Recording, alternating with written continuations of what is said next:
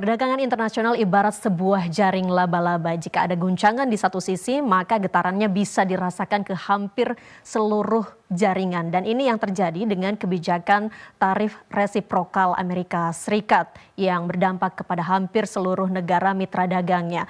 Dan beberapa respon sudah disampaikan oleh sejumlah negara, mulai melakukan retaliasi hingga upaya negosiasi. Seperti yang dilakukan oleh pemerintah Indonesia yang tarifnya akan mulai diberlakukan pada hari ini, 9 April 2025. Pemerintah Indonesia mengirimkan delegasi untuk melakukan negosiasi dengan tarif resiprokal yang diberlakukan oleh Amerika Serikat. Lalu bagaimana kemudian diplomasi yang bisa dilakukan untuk meredam tarif Trump? Kita akan bahas pada malam hari ini di Arah Angin. Kami sudah bersama dengan Presiden Konfederasi Serikat Pekerja Indonesia, Bang Said Iqbal. Assalamualaikum. Waalaikumsalam. Terima kasih sudah bergabung. Kita sudah juga bersama dengan pengamat ekonomi, ada Poltak Hatradero. Selamat malam, Bung Poltak. Baik, kita juga sudah tersambung bersama dengan Wakil Ketua Komisi 1 DPR RI, Bang Dev Laksono. Selamat malam, Bang Dev. Selamat malam, gimana kabar semuanya? Sehat? Sehat. Kabar baik, tapi kita masih menantikan ini bagaimana kemudian dampak dari tarif resiprokal Amerika Serikat. Saya ke Bang Dev terlebih dahulu. Bang Dev, bicara soal tarif yang diberlakukan oleh Presiden Amerika Serikat, ini kan tujuannya untuk memberikan dampak ekonomi untuk negerinya. Tapi apakah ini akan menjadi sebuah dampak yang positif dalam pandangan Bang Dev bagi Amerika Serikat sendiri? Ya, apakah positif ke Amerika saya belum bisa menjawab ya.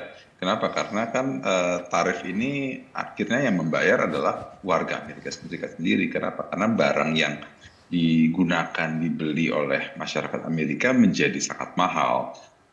Karena kan bukan kita menanggung, kita menjual sesuai dengan harga cost-nya. Nah, tarif ini kita masukkan dalam cost. Jadi akhirnya masyarakat Amerika sendiri itu yang akan kena, dan ini juga bisa memicu inflasi yang besar, apalagi kalau konsumsi Amerika kan salah satu negara yang cukup konsumtif ya, apalagi ketika mereka melakukan pembelian produk-produk sehari-hari, karena hampir semua produk sehari-hari mulai dari elektronik, pakaian, kendaraan, berbagai macam hal itu Amerika impor dari seluruh penjuru dunia, termasuk dari Indonesia, dan juga salah satu terbesar juga dari Cina. Dan berita yang saya terima hari ini bahwa Trump akan mengenakan tarif sampai dengan 100% akan produk-produk dari Cina.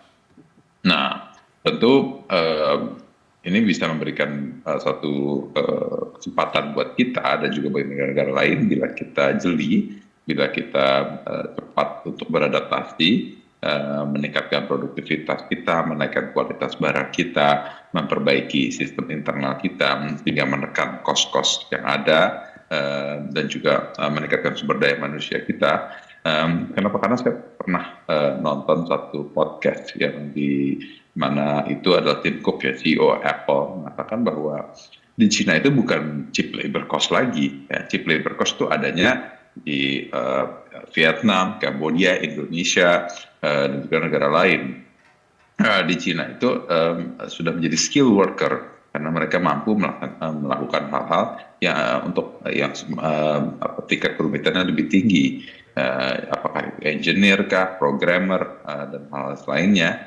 Nah, ini yang membuat Cina menjadi unggul untuk produksi barang-barang mereka kepada kebutuhan konsumtif dunia. Nah, jadi di sini kita harus bisa beradaptasi, memanfaatkan situasi tersebut. Tentu ini membutuhkan suatu keseriusan, membutuhkan baik dari pemerintah untuk memperbaiki sistemnya, memperbaiki jalur logistiknya, dan ini juga membutuhkan kerjasama dengan semua elemen. Nah, kemarin itu pada saat sarasehan ekonomi yang dimana Bang Iqbal itu juga hadir, itu juga sudah mengutarakan hal-hal tersebut. Nah, yang kita tunggu ini adalah konsep-konsep yang bisa digelontorkan oleh pemerintah, di mana bisa beradaptasi dengan kondisi dunia dan juga bisa melihat apa yang menjadi kebutuhan baik market Indonesia dan juga kondisi domestik Indonesia. Bang Dev, karena tadi sudah menyinggung soal Cina, kita tahu Cina memberlakukan kebijakan yang sama terhadap kebijakan Amerika Serikat. Dan kita bandingkan dengan negara-negara di Asia, misalnya Vietnam dan Kamboja yang memilih untuk menurunkan tarif dari barang yang berasal dari Amerika Serikat. Nah, sebetulnya dengan dua sikap yang berbeda tersebut, Indonesia harus di mana, Bang Dev?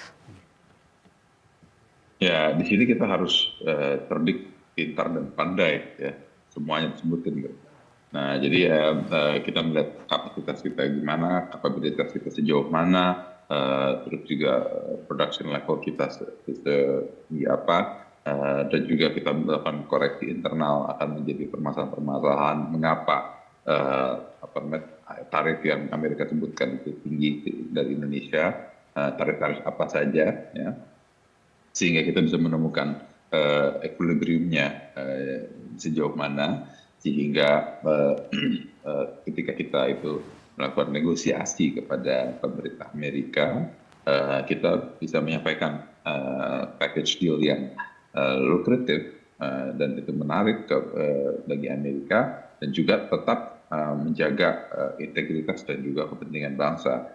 Jadi kita itu terus menjaga produktivitas kita dengan baik, bisa mengelola sumber daya alam kita dengan layak, dan juga meningkatkan kualitas sumber daya manusia kita, sehingga produk akhir yang kita jual itu layak dan juga sesuai dengan kondisi dan tren market. Baik, Bang Dev, bicara soal negosiasi, kita tahu bahwa posisi duta besar Indonesia di Amerika Serikat ini kosong. Nah, apakah kemudian ini akan mempengaruhi proses negosiasi yang nanti akan kita lakukan? Jadi gini, proses negosiasi itu dengan posisi dubes itu adalah dua hal yang berbeda. Ya, banyak yang mengatakan, loh tetap dibutuhkan dubes. Ya, memang dibutuhkan dubes. Tidak ada yang mengatakan bahwa dubes itu tidak dibutuhkan. Kita harus segera mengisi posisi dubes tersebut. Akan tetapi negosiasi tetap berjalan. Kenapa? Karena negosiasi itu dilakukan bukan hanya oleh dubes, tidak. Bahkan negara-negara lain seperti Vietnam langsung mengirim kepala pemerintahannya untuk langsung ke Amerika untuk melakukan pertemuan dengan apakah itu presiden ataupun juga para pengambil kebijakannya, pengambil kebijakan ekonominya Amerika. Nah, di sini kan kita ada level menteri, level menko, ataupun juga pejabat-pejabat tinggi lainnya untuk melakukan pertemuan dengan pemerintah Amerika untuk segera melakukan negosiasi. Jadi tidak hanya terikat dengan posisi dubes itu sendiri. Posisi dubes sudah berjalan, sudah ada prosesnya itu yang dilakukan oleh pemerintah. Kita dari DPR kita menunggu pada saat masa sidang yang akan datang semoga sudah dikirimkan sehingga kita bisa memproses, karena bukan hanya Amerika Serikat saja, ada banyak posisi-posisi dubes yang harus segera diisi. Oke, baik. Saya beralih ke Bang Poltak. Bang Poltak, tentu sebelum kita berangkat berunding negosiasi kita harus mengerti dulu begitu ya. Isi kepala dari Presiden Amerika Serikat Donald Trump begitu ya. Apa sebetulnya yang menjadi alasan Trump memberlakukan kebijakan ini? Ini suatu alasan yang lebih politiskah atau memang motifnya hanya ekonomi? Gabungan keduanya, karena boleh dikata Amerika sudah mengalami deindustrialisasi dan ini sudah berlangsung cukup panjang, hampir 20 tahun lah kira-kira sejak China menjadi anggota WTO. Jadi banyak produksi-produksi yang sebenarnya asalnya berada di Amerika itu nggak cukup kompetitif secara harga, sehingga pemilik pabrik dan lainnya memutuskan oke, kalau gitu diproduksi tempat lain. Nah, ini bukan cuma perusahaan Amerika, tapi perusahaan Jerman, perusahaan Eropa dari berbagai negara yang memang akhirnya membuat produksinya, bagian produksinya di China. Dan ini yang menimbulkan deindustrialisasi ini yang menimbulkan keresahan di warga negara, karena asalnya orang yang bekerja skilled, kemudian kok kehilangan pekerjaan, saya harus berubah. Kemudian di sisi lain juga perubahan ini nggak mudah karena banyak sekali deindustrialisasi ini menimpa kelompok masyarakat pekerja yang memang sudah lanjut usianya, yang memang nggak mudah untuk berpindah ya. Nah, itu sebabnya kenapa sejak 20 tahun terakhir lebih ya, boleh kata 25 ya, sejak China menjadi anggota WTO, di situ sejalan industrialisasi yang terjadi juga banyak sekali pergeseran menuju sektor jasa. Jadi Amerika ini sekarang boleh dikata komponen terbesarnya ada di sektor jasa, dan itu terjadi akibat limpahan dari deindustrialisasi yang terjadi. Apakah ini cuman terjadi di Amerika? Enggak, ini ada di berbagai negara termasuk Indonesia juga ya. Jadi ke arah jasa. Nah, melihat bahwa ada ketidakpuasan, kok kayaknya dulu kita bikin segala macam ya. Nah, orang-orang tua terutama seperti tadi kan pendukung Trump kan banyak yang dari negara bagian tertentu yang mengalami deindustrialisasi, dan kemudian di sisi lain juga ada keresahan. Nah, ini yang ditangkap bahwa ini sebagai ceruk pasar politik. Nah, kembali ekonomi menjadi politik, di mana bisa memperoleh dukungan, dan kita make America great again, simbol itu karena memang yang dijual romantisme masa lalu ketika Amerika itu membuat segala macam. Tetapi kan nggak bisa dengan wages, dengan upah yang sangat tinggi saat ini, dan nggak mungkin juga diturunkan ya, mau membuat barang serupa di Amerika, di dalam onshore Amerika. Jadi ada sekedar bercandaan. Kalau iPhone dibuat di dalam negeri Amerika, itu harga paling murah itu $1.200 gitu. Yang paling murahnya gitu. Jadi harganya akan melonjak lebih tinggi, dan kualitasnya belum tentu lebih baik juga. Nah, ini yang sebenarnya menjadi masalah utama, deindustrialisasi, dan ini masalah di berbagai negara. Nah, ini yang saya kira perlu diadres, dan untuk hal seperti ini tentu kalau kita mau maju perang ya, maunya negosiasi, kita juga perlu melihat apa sebenarnya saat ini yang kita bisa tawarkan. Misalnya ada beberapa policy yang banyak sekali dikritik ya, dan memang tidak terbukti tidak efektif. Misalnya TKDN di mana komponen harus 40% dibuat di Indonesia. Itu udah lebih 10 tahun itu nggak jalan. Dari dulu sejak sebelum Pak Jokowi sebagai presiden itu sudah ada, nggak pernah terwujud, tapi dibiarin. Kayaknya kita nggak pernah melakukan evaluasi ya, dibiarin aja sebenarnya. Itu mungkin kita bisa tawarkan TKDN, karena kembali lagi TKDN ini kan akhirnya kita juga lihat tidak efektifannya. Kalau kita lihat banyak handphone atau peralatan gawai yang kita lihat kan buatan Indonesia, padahal kita tahu itu bukan buatan Indonesia karena memang 100% dia gitu. dikompensasikan dalam bentuk lain yang kadang-kadang sifatnya arbitrary. Kemarin-kemarin kita sempat dengarkan Apple mau masukkan iPhone 16, akhirnya negosiasi kan, oh harusnya tarifnya sekian. Nggak jadi itu karena nggak ada patokan yang pasti. Sebenarnya mau dikompensasi TKD ini seperti apa? Ya mungkin ini bisa tawarkan, mungkin ini salah satu yang bisa ditawarkan, tapi di sisi lain kesadaran bahwa deindustrialisasi itu adalah apa yang ingin ditekan oleh Amerika itu juga perlu bagi kita, karena kita juga mengalami hal tersebut. Oke, itu cita-citanya Amerika. Betul. Begitu ya. Tapi di sisi lain kan kita lihat hitung-hitungannya begitu ya, tarif resiprokal yang diberlakukan ke berbagai negara. Ke Indonesia 32%, hitungannya adalah setengah dari 64% yang dia bilang kita kenakan tarif barang dia yang masuk ke Indonesia itu 64. Nah, ini masuk akal memang hitungannya keekonomiannya seperti itu atau gimana?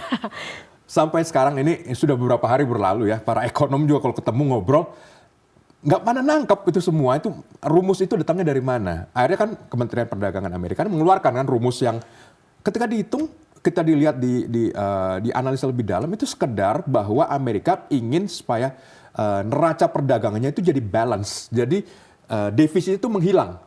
Kalau perlu dengan cara impornya turun drastis. Okay. Masa bodoh ya, apakah nantinya itu berarti harga jual di dalam Amerika itu akan jadi naik atau yang jadi nggak terbeli dan lain, pokoknya jadi even.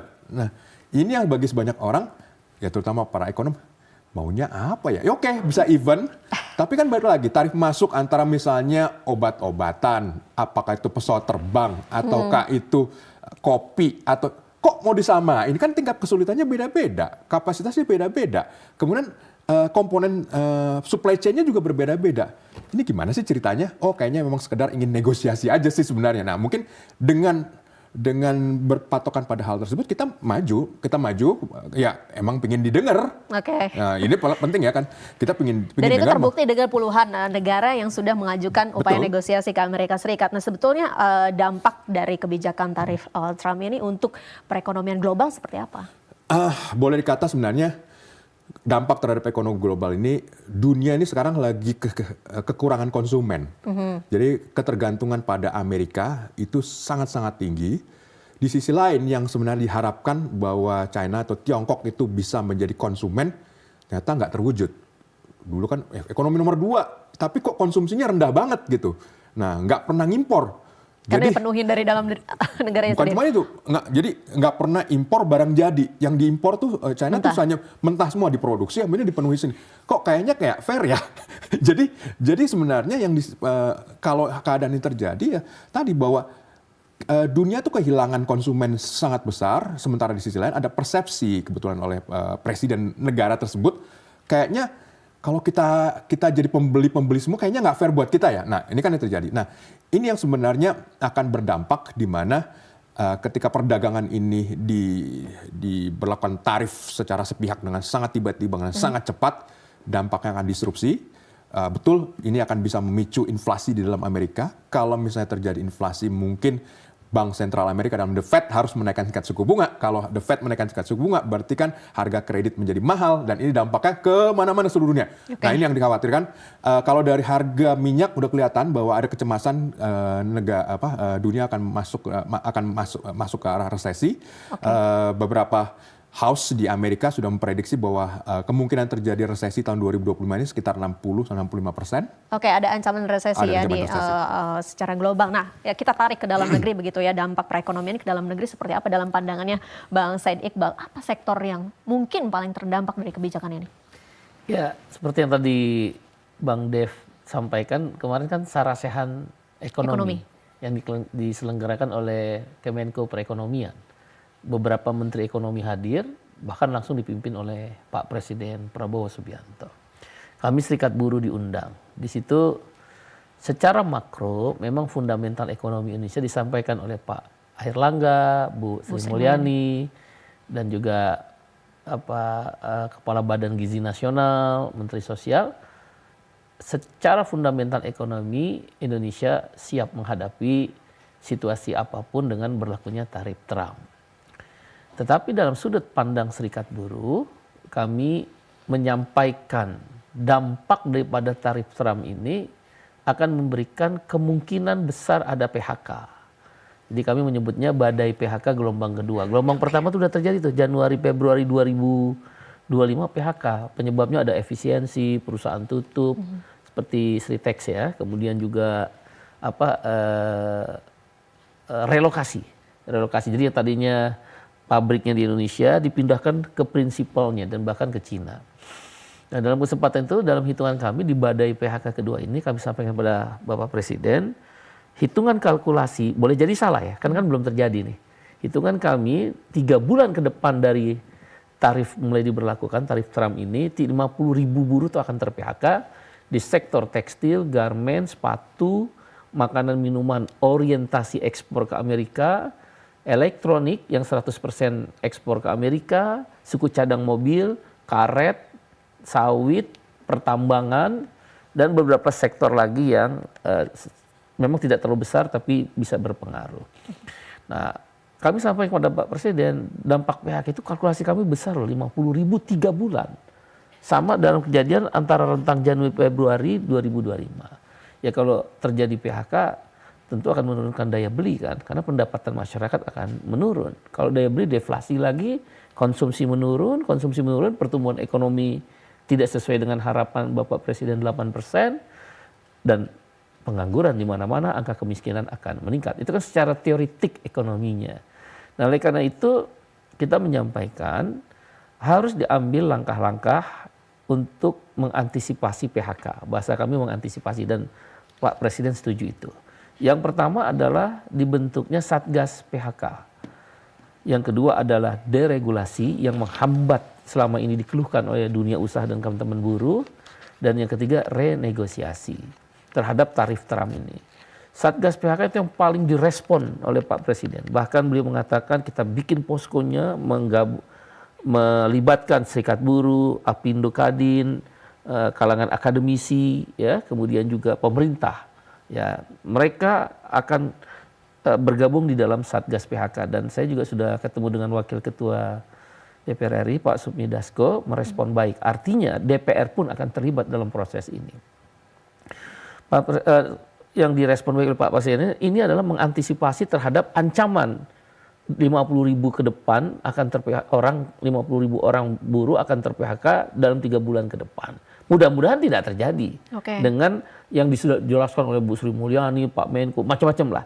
Tapi secara mikro, laporan kami dari teman-teman buruh di pabrik itu sudah diajak berunding oleh pimpinan perusahaan. Ini kan mikro di pabrik.